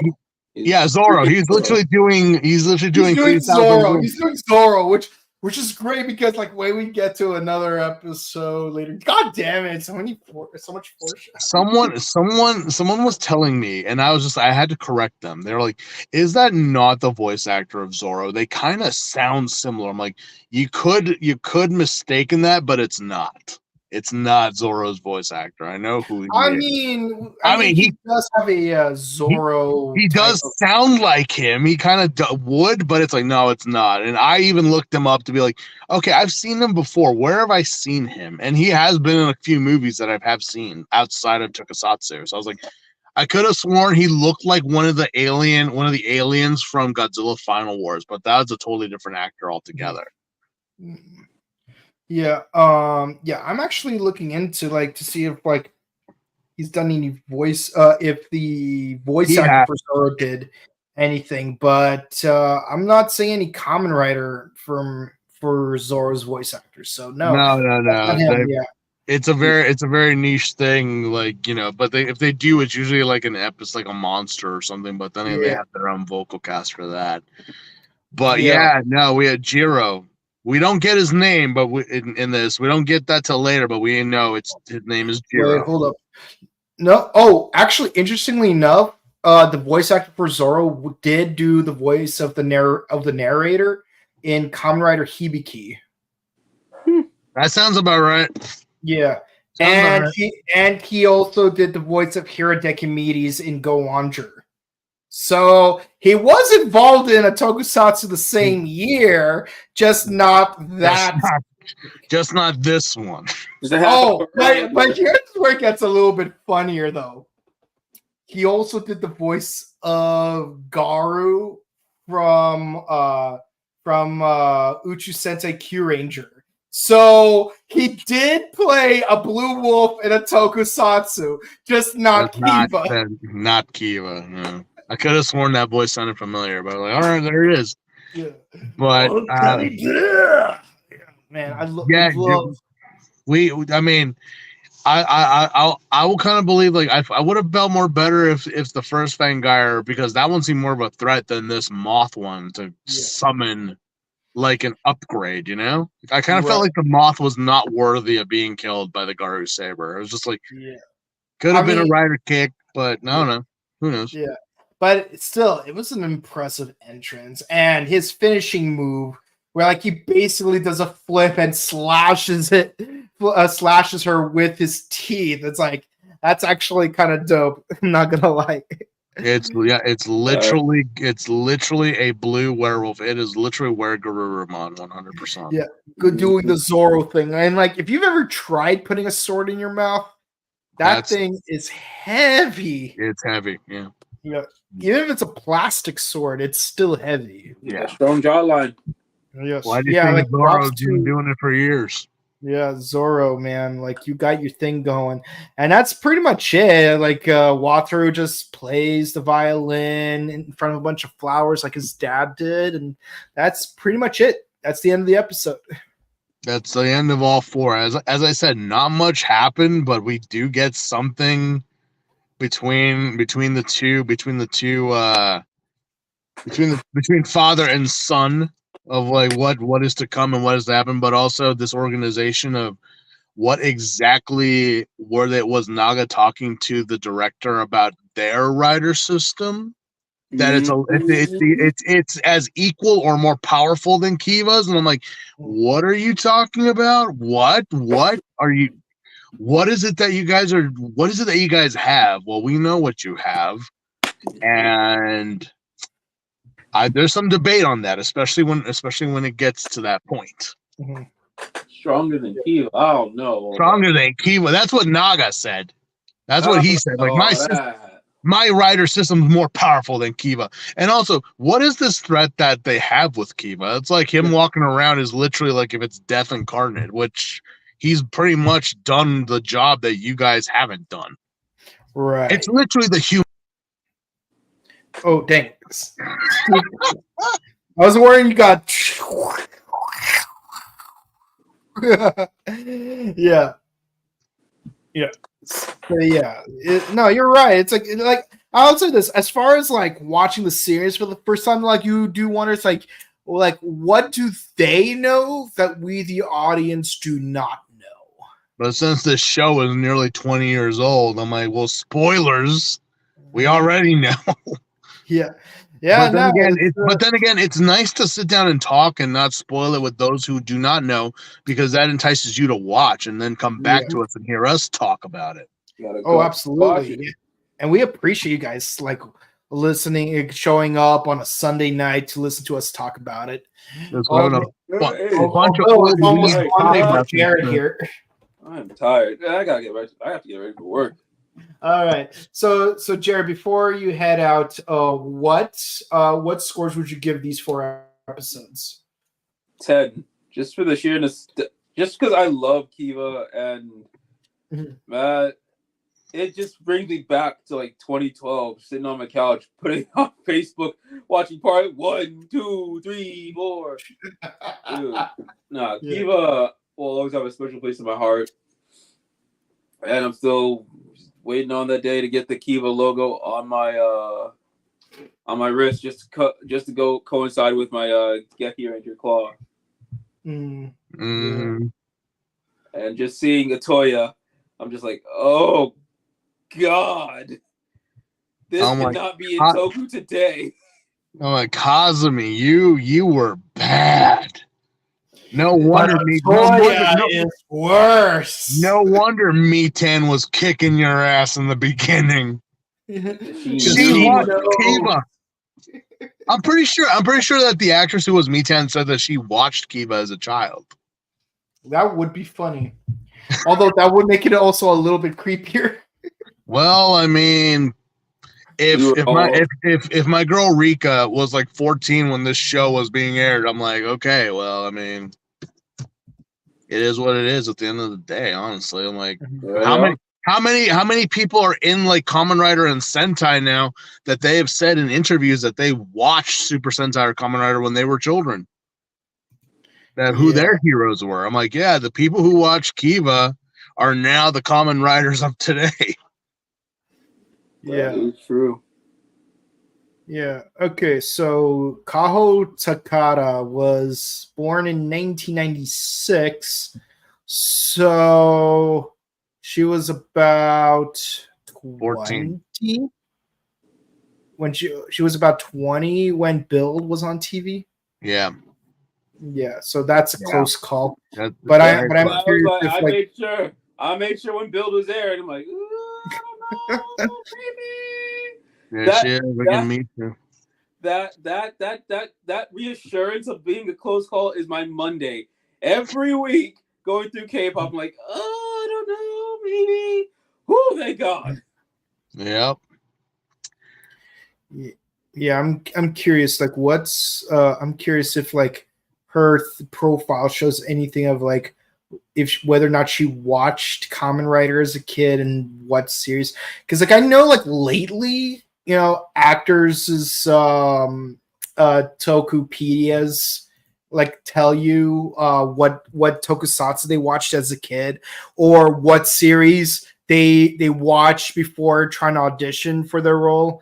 Because I know that, for example, Rita from King Oger never watched tokusatsu, but she used Dawn Brothers to prepare for her audition. Yeah. While Himeno used to watch O's as a kid. He was O's and Gokaiger. Yeah. Then again, those shows were like what, almost 10, 15 years ago? Yeah, but Jesus. and Kagura said he watched Die Ranger. Yeah, Right. yeah. I think like a mini. I think what was it? Going to Build, our girl Sawa said that she was a Toko fan when she was a kid. That's why she's one of the very few actresses that has actually done the trifecta of being in Ultraman, Kamen Rider, and Super Sentai. Yeah, I wish I could have that, but I know I won't. But yeah, although Johnny, he just needs to do one Kamen Rider project and he's good to go. Well, then tell America to get off their butts and start bringing the Kamen Riders here. They brought Ultraman. Yeah. Like dub some seasons of Kamen Rider like you did with Ultraman. Since Power Rangers is no more, I mean, you got an open market now, guys. Yeah, gotta fill like the closest we got is him voicing Ichigo in the live action Bleach because that's Forze. Yeah, Forze did Bleach. So, and you know what's crazy is that all three Kamen Riders from Forze were in the Bleach movie. They were very much, and it was a nice little reunion behind the scenes of how they said like, "Wow, we actually got it all." Yeah, and I love how even in Kamen Rider Geo they actually reference this where it's like, "Oh, we want why didn't Bleep have a cameo on our show this episode? Oh, it's because Bleep was in the middle of performing in Bleep the movie." Mm-hmm. Well, what about Bleep? Oh, Bleep was also in Bleep the movie. Yep. Referring to Gentaro and Ryugen as Ichigo and Uryu. Yeah. So actually, you know what's funny is that Ryugen and Uryu both have Ryu in their name. Yeah, and they're played by the same actor, so that's funny. So like Ichigo. So we're actually doing this. We're actually on another Kamen Rider adventure, but now with Kiva. Yeah. Yep. So Steve, what score would you give these 4 episodes? For nostalgia reasons, we're going for a 9, just because it's good to see like Wataru and Shizuku and Mikumi all over again. Like I said, this was like one of my first early Kamen Rider series that I watched back when they were just like on those secret pages on Facebook that you could watch them before you would do illegal things to get them on your hard drive. Yeah. Like so 9 across the board for you. Yeah. So for me, Episodes 1 and 4 both 10s. 2 was a 9 and 3 was an 8 for me. Because like honestly, great first episode, a great way to introduce a new form because usually it does take 4 to 6 episodes to introduce the first side form in the season. And I would have said 10, but again, the whole thing with introducing the Garu Saber for such a weak Fangire, I was like, that kind of killed it for me. Well, I think it's probably I think it cancels out when you consider the fact that one, you have that poison powder thing that she's got, but also there's the other issue of she is taking advantage of his daddy issues, and she took advantage of his skill. So I think because things hit a little closer to home.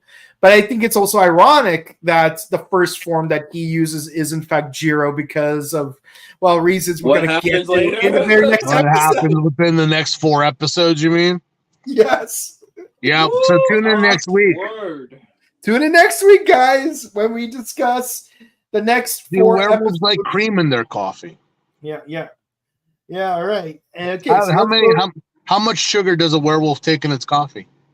These are questions that we will answer. Me? I think Jiro would agree with me that no sugar, just peanut butter.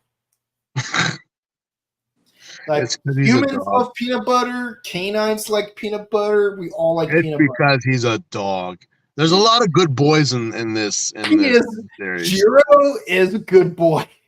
Jiro's a good boy. The golden retriever's a good boy. Even the other 2 who are not of the canine families are pretty good boys. Yeah, they're good. Wataru, he's just a cinnamon roll. Yeah. Wataru's just there. He's just there, just being awkward as he is, which I'm like, you know what? This totally does reflect the hot topic people that you're trying to attract. Because no joke. Wataru is very awkward. Oh yeah. All right, let's get into this. Comments. Kevin Gomez Ruz says, Hola, que no me deja ver lo nuevo estas Power Rangers. Me las puedes poner que no vea, por favor. Can you translate that? Hang on. I don't have my glasses on. He's asking about the new Power Rangers. And just if we could share with him, where to watch. I'm like, what for Netflix? Netflix. Yeah, Netflix would be the best. Yeah, get yourself a VPN. Although I don't know which country you're from, because I know Mexico for sure has Cosmic Fury. I know for sure. I mean, other than if he's asking, I'll hit the SAP. Si están preguntando a dónde podemos mirar estos que estamos hablando de Kamen Rider, depende. YouTube tiene en su oficial página de Toei los primeros 2 episodios de Kamen Rider Kiva y también Kamen Rider Build, Oz, Wizard Forze,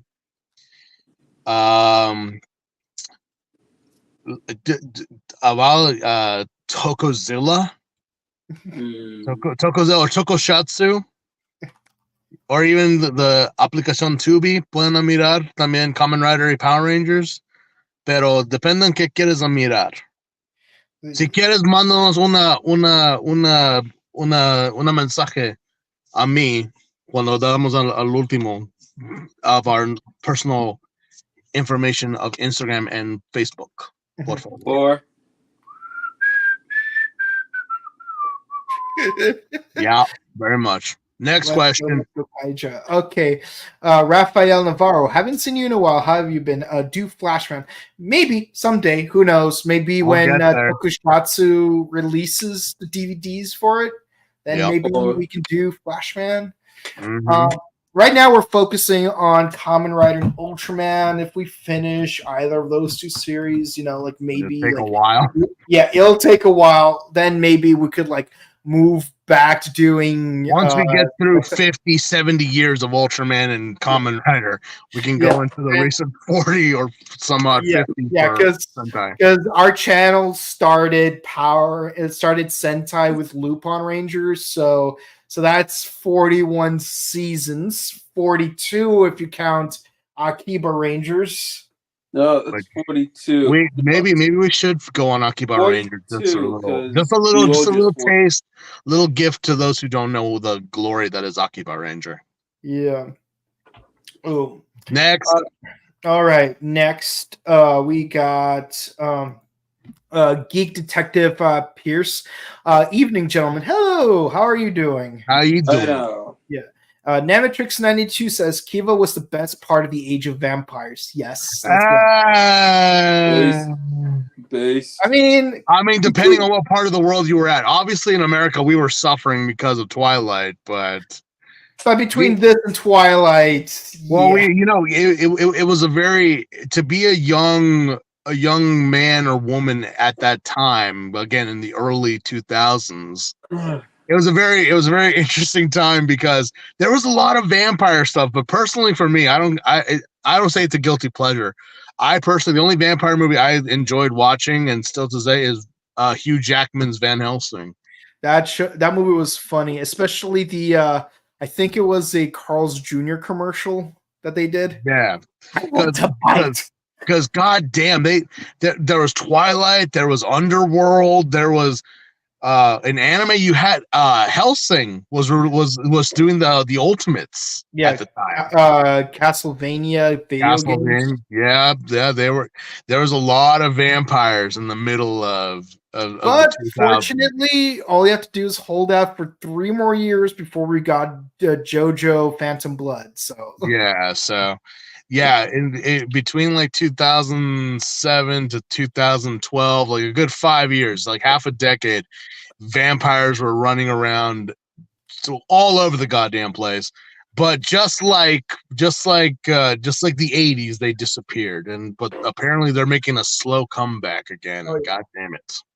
Yeah, it would take another few years before True Blood would start. Actually, when did True Blood first? That was I think that was at the tail end of the vampire craze, because remember Twilight was slowly fizzling out, and people were just getting tired of vampires. Remember there was the whole 2008 the South Park episode of goths versus vampire kids.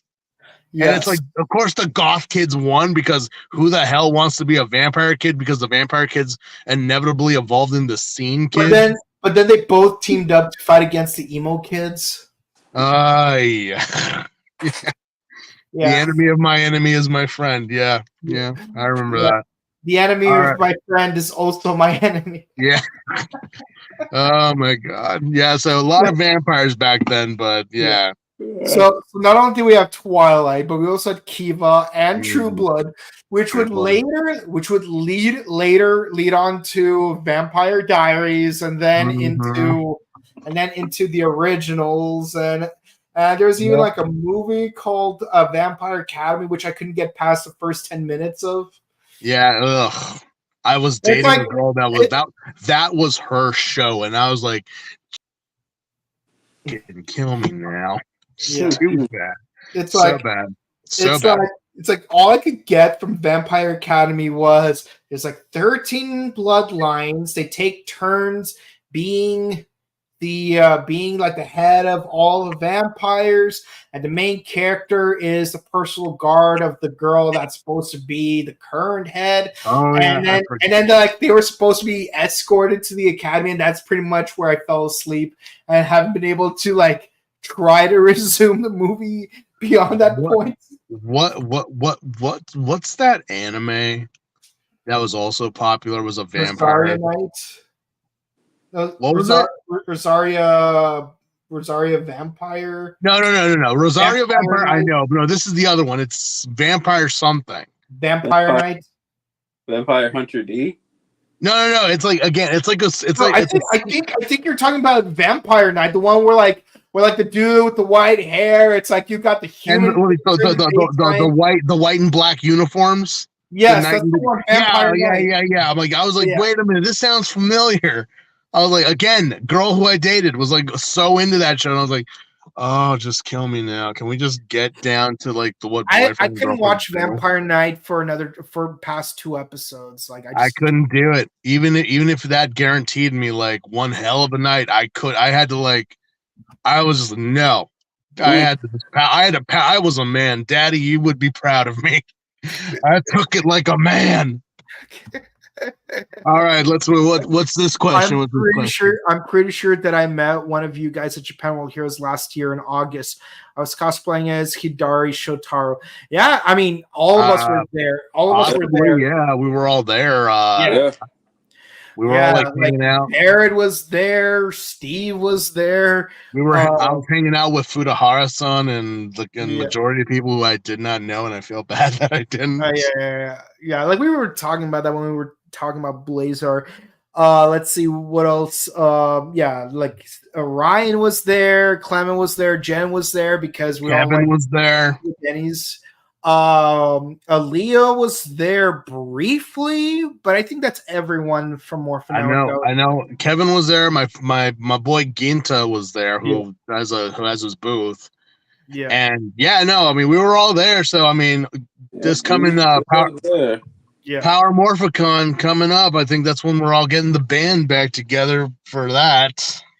Yeah, I know one particular Ranger actor that's coming back. It hasn't been officially announced yet, so I'm not going to say. But the thing is, that actor told me personally that they will be at Morphicon, so I can't wait for that. So did they? I know that they said that one person could not come because of scheduling, but are they getting another guest to replace the one? Yeah, they did. It's Karada-san.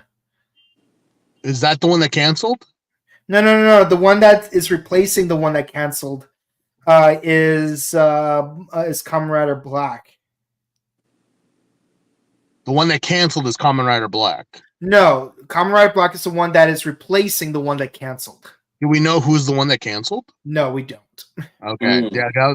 Because I did hear about Kamen Rider Black, and that is Kamen Rider Black RX as well. So yes, because you did become. Get ready to ask your Masked Rider questions to Kamen Rider Black RX. Do not talk about damn Furbus. Anybody comes Our Lord and Savior. I'm waiting. Someone bring a Furbus plush to the panel. You bring a Furbus plush. You was my op, and we will throw hands. I think we're about to. All right, next question. We got any more? Right. I remember watching it online back then through a certain means. Yeah, I mean, we all did. I watched it on Crunchyroll. So I mean, there was many ways to watch Tokusatsu, but that were not on streaming services. But we cannot speak of that right now. What did you guys think of the trivia narrated given by Kiva during each episode? I love it. I think it was very nice to get a history lesson about violins or just anything. I would not be into Vivaldi if not for like Kiva. It's a charm of the show that is just missing in modern Toku, I guess. I mean, the back and forth between Banjo and Sento and Bill, that was actually that was a nice callback to like having a character just like talk about, like, instead of having like the narrator. Have fun. That's what you're supposed to do with these shows, but a lot of Kamen Riders take themselves too seriously to like break the fourth wall. Geets, I'll let that one slide because Geets was just a perfect season. It's like you take it do things too seriously. You not seriously enough. Next. Yeah. Okay. Correct me if I'm wrong, but is one of your sporting a Sailor Pluto T-shirt? I think is Steve. Yeah. I am. I am. See, the only question that I thought was hard was whether I like Mercury or do I like Jupiter. The question, I mean, to me, I'm like, let us respect the Senshi for who they are and for the references to Tokusatsu, because as we all know, the creator of Sailor Moon is a huge Toko fan. Mm-hmm. He even said it. She even said it herself in an interview that when she was a little girl watching, she's a very smart person. Her Yeah. her hero team was, I think, Bioman.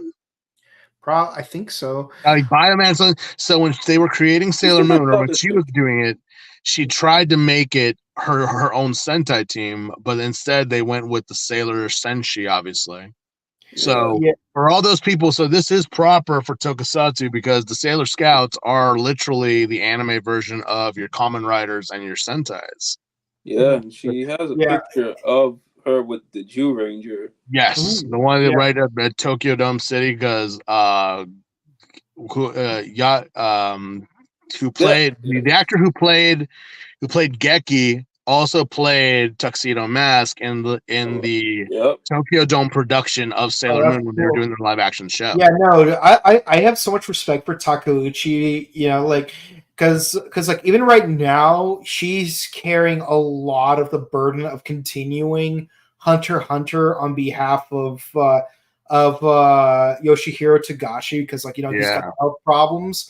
So she's taken up a lot of the work that to help him out, because we got to finish that series somehow. And all you guys out there, get your or like gals, if you're into girls, get yourself a wife that loves you the way Takeuchi loves Togashi. And believe you me, man, when you see those photos of Togashi and how he lives, it's like, I'm surprised you have a wife, man. I'm surprised you even live. I'm surprised that she even lives in that same house as you sometimes, because you really are a neat, Togashi. Also, love and respect. Love and respect. Love and respect. Like how neat her room is. Yeah. But it's just like, wow. Okay. So So yes, I am wearing a Sailor Pluto, although my two girls are Neptune and Uranus mainly. Yeah, I'll say this. I do find it interesting how Togashi is only in his 50s and yet his body is severely decrepit, while it's a health. While what's his name, Hirohiko Araki is in his 60s, 10 years older than Togashi, and yet he still has the physiology of a 30-something. Yep. If I were to say he's a real life version of Rohan Kishibe, I'm not even joking. He probably takes care of himself the way Rohan Kishibe takes care of himself. He's racing against Greek gods. Yep, definitely is. All right, next question. Okay. Also, one of the actors from Kiva was also in the Decade episode for the Hibiki world. Well, yeah, Zanki was Garu. Yeah. But in that same vein, you could also say, hey, one of the actors from Hibiki was also in the Deno episode because of Sakurai. Yeah. Oh, and one of the actors from Agito was in the Deno episode. Let me get the twine and the tax, because we're gonna be here a while. What else we got? Okay, Otoya did nothing wrong. It's Oz. What's up, man? He's just doing his thing. Oh my god. Yeah. No, he's not wrong. You're not wrong. You're not wrong. We're not giving him shit for it, but it's just like, pull it back, for crying out loud. Down and heel, boy. 80s were wild. You chose to go into debt for this man. I mean, I'm like, you know what? I give a shout out 100% to Kyohei Takara, just the actor for Toya and Kazumi. He is having fun. He's having fun being these characters. He's just enjoying it. I bet. You chose to bet on Ixa when you should have bet on Black. Yeah. Yep. Okay. Kiva Zanki. Can you imagine if the Garu saber was like literally Zanki, like just his head with his hat? Yeah. Just kind of giving that type of look, like, it could work. Oh, imagine if he had Zanki's actual guitar from Hibiki. That'd be funny. Especially since later there will be an episode where he does play a guitar. A vampire playing a guitar. Now that sounds a little bit too much like something Capcom would make. Let us not step on Capcom-san's feet here. And or at least heavily inspired by Lestat from Queen of the Damned. Yep. Let's keep going. What's up? Yeah, that's it for the comments, guys. Thank you guys so much. Right. Thank you guys so much for watching. Please be sure to comment, like, and subscribe to us on YouTube, Facebook, Twitter, Instagram, and ding the bell icon to stay notified for our latest videos.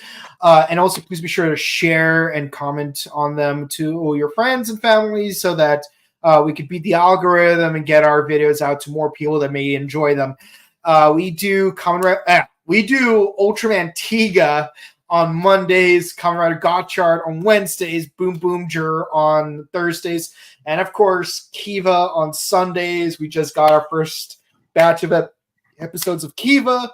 We're gonna do our first episode of Boom Boom Jur on Thursday, and stay tuned for all that stuff. And if you want to see us in person, our next live appearance will be at Robo Toy Fest on June 9th at the Burbank Marriott, where they held Japan World Heroes. So there's that. If you want to say hi to us, then I know it's way far ahead, but if you want to say hi to us and you don't want to wait till Morphicon, that's where you can go meet us. And of course, check out our sister channel, The Buttery Show, where we do movie reviews and video game news, etc. And if you want to check out our personal content, Steve, where can the ladies and gentlemen in Huma Gears find you? You can find me on Instagram on the Sin Friends. I usually just post random funny videos of anything and everything that I like. I do art commissions, all hand drawn. It is fair price, and please comment and just send me a message. I love the wonderful messages I've gotten from people that we did for Build. And thank you, new followers. Thank you for showing the love. Mm-hmm. And I mostly welcome you to join us on this next journey down this road that is Kiva. Nice. And Jared, where can the people find you? Find me over at Twitch and YouTube on Henshin Gate. I was just there covering K-pop. I'm going to be doing the same tomorrow with some Toku sprinkled in there, as well as anime. And obviously we're doing Gotchard and Boom Boom Jur on the weekends. So nice. Check all that out. Nice. And you can find me on Instagram at Boken_Kabuto and on Twitch at twitch.tv/BokenKabuto. I will be playing more of Mega Man Legacy on Tuesday, so stay tuned for that. And with all that said, guys, thank you guys so much for watching. Please be sure to stay safe, stay hydrated, update your emergency kits, hug your loved ones, and see you guys. Keep the garlic around and keep them vampires away.